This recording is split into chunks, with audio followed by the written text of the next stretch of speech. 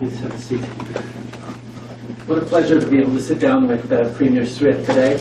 An opportunity to touch base quickly before the health discussions we're going to have this afternoon. Obviously, it's a big priority for Canadians, and we're going to be focused on delivering results for them and doing it in a way that is responsive to the varying realities across the province, across the country.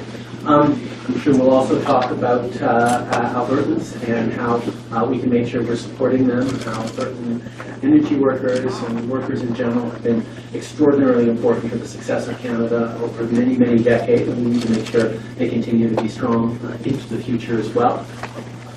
The world needs Albertan know-how, Albertan energy, and Albertan solutions for the coming years, and I'm looking forward to continuing to work with the Government of Alberta on delivering for people. Delighted to be able to have an opportunity to talk about some areas of common interest, maybe some areas of diversion, to see if we can find some common interest.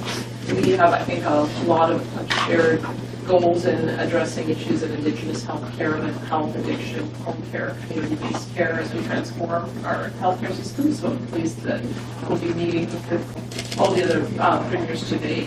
But of course, I did write a letter to the Prime Minister a couple of weeks ago expressing concern about some of the major initiatives that have been announced without much consultation with Alberta that stand to have a huge impact on our province. The just transition legislation, which gives the impression that the energy sector is going to be phased out, and it's not going to be phased out.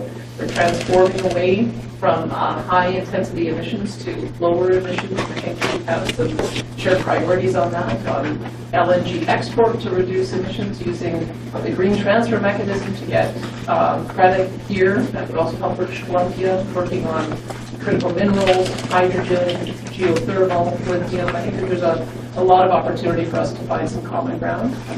I'm also concerned about the green electricity regulation. Our province has 90% of our electricity grid on natural gas, and so an early phase out of natural gas is just simply not going to result in a reliable or affordable option for our province.